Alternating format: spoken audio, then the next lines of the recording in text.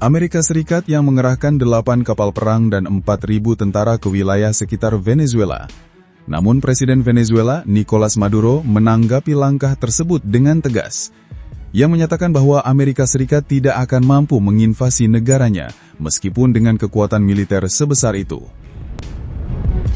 Para pencinta dunia politik, coba bayangkan. Karibia yang biasanya identik dengan pantai eksotis, musik salsa yang meriah, dan wisata santai, kini justru berubah menjadi medan ketegangan panas antara dua kekuatan besar, yaitu Amerika Serikat dan Venezuela. Presiden Venezuela Nicolas Maduro, dengan gaya percaya dirinya, bilang begini, "Tidak mungkin pasukan Amerika bisa masuk ke Venezuela."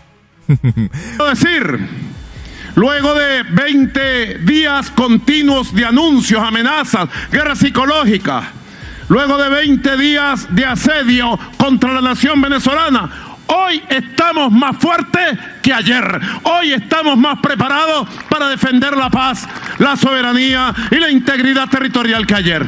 Mucho más. Wah, berani sekali ya. Padahal faktanya, Amerika sudah mengirim 8 kapal perang. Ada juga versi lain bilang 7 kapal perang plus 1 kapal selam nuklir. Jadi bisa dibayangkan, ini bukan sekadar unjuk gigi.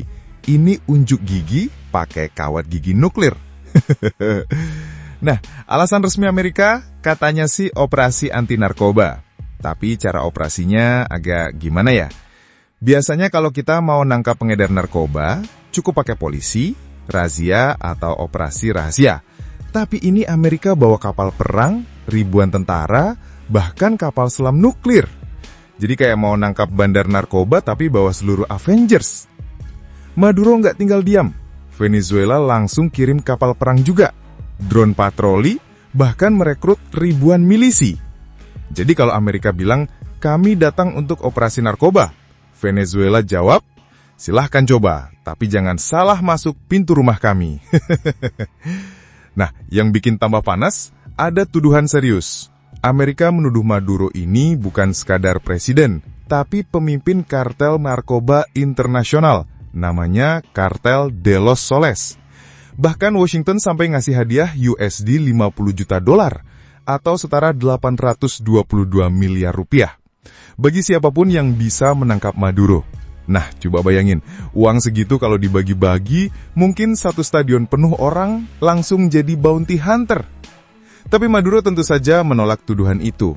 Dia bilang, Amerika hanya ingin melakukan regime change, alias menjatuhkan pemerintahannya, dan mengganti dengan orang yang mereka suka. Dan sejarahnya, kalau kita lihat, tuduhan ini memang bukan hal baru. Sejak Maduro menggantikan Hugo Chavez tahun 2013, hubungan dengan Amerika Serikat memang kayak api dan bensin, dekat sedikit, meledak. Bahkan Presiden Donald Trump, dari masa jabatan pertamanya sampai kembali menjabat Januari kemarin, tidak pernah berhenti ngegas ke Venezuela. Fokusnya selalu sama, kartel narkoba, kekuasaan Maduro, dan tuduhan pemilu curang. Jadi kalau ada yang bilang ini hanya operasi biasa, ya bisa jadi ini hanyalah judul filmnya. Tapi isi ceritanya jauh lebih rumit. Kalau kita tarik ke belakang, sebenarnya apa yang terjadi ini bukan cuma soal kapal perang atau narkoba. Ada konteks yang jauh lebih besar, politik minyak dan geopolitik global. Jangan lupa, Venezuela adalah salah satu negara dengan cadangan minyak terbesar di dunia. Jadi kalau ada ketegangan antara Caracas dan Washington, jangan kaget kalau kata kuncinya selalu berhubungan dengan minyak. Bayangkan saja, minyak ini ibaratnya bukan sekadar bahan bakar mobil, tapi bahan bakar kekuasaan politik dunia. Amerika Serikat tentu tidak ingin Venezuela semakin dekat dengan negara-negara rivalnya, misalnya Rusia, Cina, atau bahkan Iran. Nah, Venezuela di bawah Maduro justru rajin menjalin hubungan dengan negara-negara itu. Jadi ibarat pesta, Amerika sudah bikin daftar tamu, tapi Venezuela malah duduk di meja sebelah bersama musuh-musuh lama Washington. Di sisi lain, langkah Maduro merekrut ribuan milisi juga bukan hal main-main. Ini cara dia bilang ke rakyatnya, "Hei, ini bukan cuma urusan saya, tapi urusan kita semua sebagai bangsa.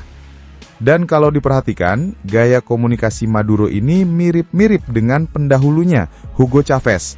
Penuh semangat, suka retorika besar, dan selalu melawan narasi barat. Lalu bagaimana dengan Trump? Presiden AS itu bukan tipe yang suka menunggu. Dia lebih sering pakai gaya shock and awe. Bikin kaget dulu, urusan diplomasi belakangan. Jadi jangan heran kalau tiba-tiba muncul kapal perang di Karibia, meski alasannya cuma operasi anti narkoba. Tapi ingat, permainan ini bukan hanya antara Washington dan Caracas. Negara-negara tetangga di Amerika Latin juga ikut menahan napas. Kolombia misalnya punya sejarah konflik panjang dengan Venezuela dan tentu saja dekat dengan Amerika. Sementara Kuba, sahabat lama Venezuela, justru siap mendukung Maduro. Jadi situasinya mirip seperti papan catur. Satu langkah salah bisa bikin seluruh Amerika Latin bergetar. Apalagi ada faktor rakyat Venezuela sendiri. Ekonomi mereka sudah lama terpuruk. Inflasi tinggi, banyak orang kesulitan membeli kebutuhan sehari-hari. Jadi bagi sebagian warga, konflik dengan Amerika mungkin terasa seperti beban tambahan. Tapi bagi Maduro, justru inilah cara untuk menyatukan rakyatnya lewat isu nasionalisme. Kalau kita geser pandangan ke panggung global, konflik Amerika-Venezuela ini sebenarnya jadi ajang uji kekuatan antar blok besar.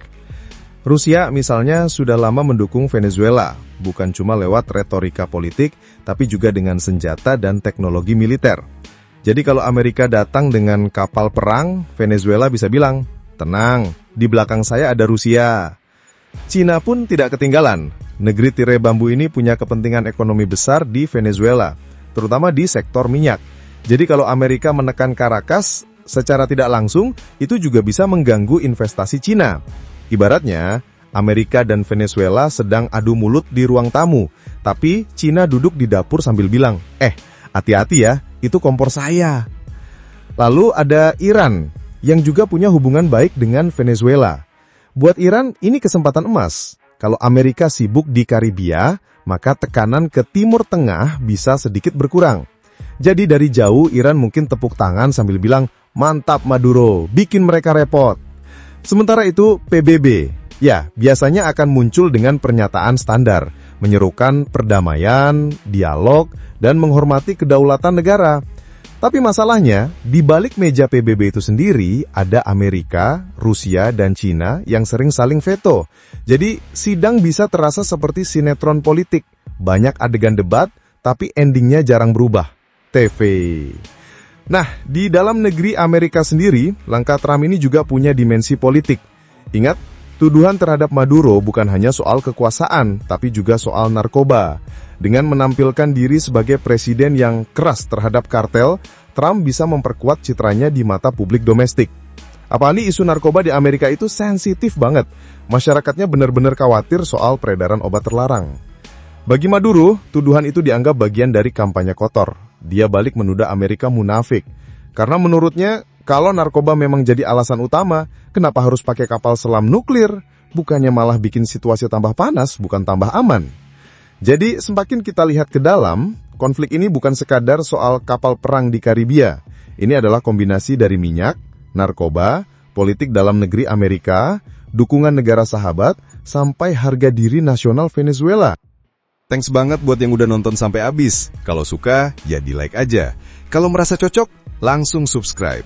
Dan kalau jempol udah gatal pengen ngetik, antem aja tuh kolom komentar.